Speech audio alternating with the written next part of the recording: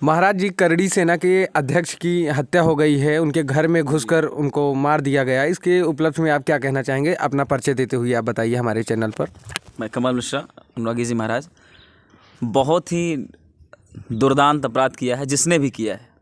मैं निवेदन करना चाहूँगी वहाँ की सरकार का कि उनको उचित कार्यवाही की जाए।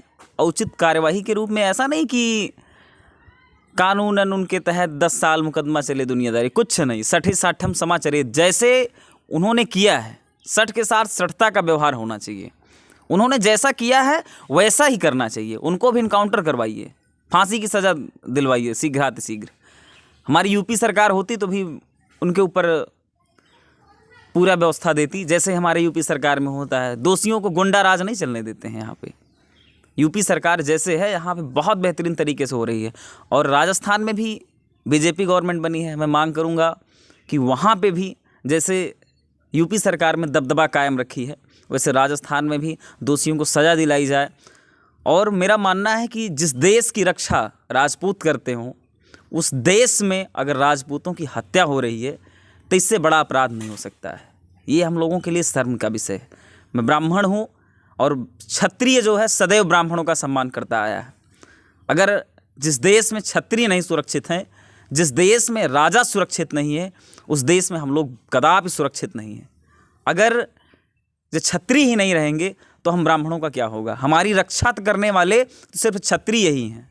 आज हम यहाँ जीवित हैं, हम ज्ञान तो ज़रूर देते हैं, लेकिन युद्ध स्तर पर अगर कोई कार्य करता है तो सिर्फ करते हैं तो क्षत्रिय करते हैं। महाराणा प्रताप को देख लीजिए, आज छत्रपति शिवाजी महाराज जी को देख लीजिए। इन्होंने देश के लिए कितने किए हैं, जिनकी वजह से आज हमारा देश चल रहा है।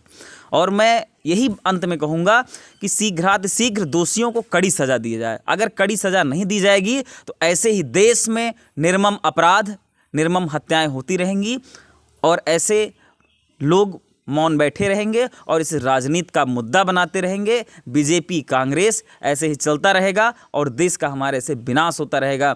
आज गोगा मेडी भाई की हत्या नहीं हुई है, आज हमारे संविधान की हत्या हुई है, आज हमारे देश के लोकतंत्र की हत्या हुई है। जो ऐसा हो रहा है, कल के छोरे चल के आके गोली चला रहे हैं, ये कदापि नहीं होना चाहिए। क्या राजस्थान सरकार जो है वो क्षत्रियों के खिलाफ चल रही है क्या? अब खिलाफ चल रही है कि पक्ष में है मुझे तो ये नहीं पता है, लेकिन अगर पक्ष में होती तो मुझे नहीं लगता है कि हत्या होती।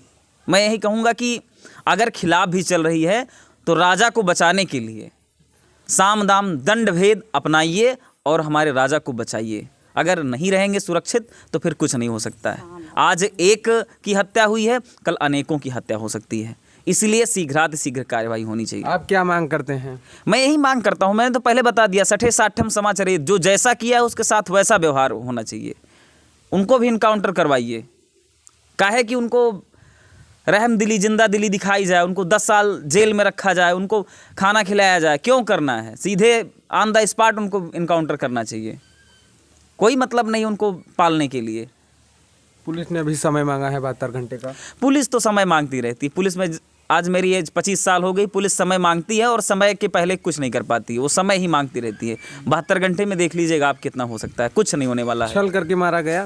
बिल्कुल छल करके मारा गया। क्षत्रियों को छल से ही मारा जा सकता है, सामने से वार नहीं किया जा सकता है।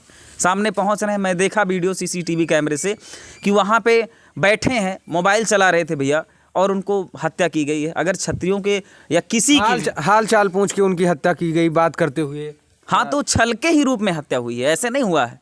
क्षत्रियों को आप सामने से नहीं, पीठ पीछे वार कर सकते हैं, लेकिन सामने से वार नहीं कर सकते हैं। छल से ही मारा गया है उनको। ठीक, आपका हमारे चैनल पे बात करने के लिए बहुत बहुत धन्यवाद। बहुत बहुत धन्यवाद तरुण जी। ऐसे ही समाज के मुद्दों को उठाते रहें आप, हमारी शुभकामनाएं हैं, और दोषियों को सज़ा दिलाते रहें।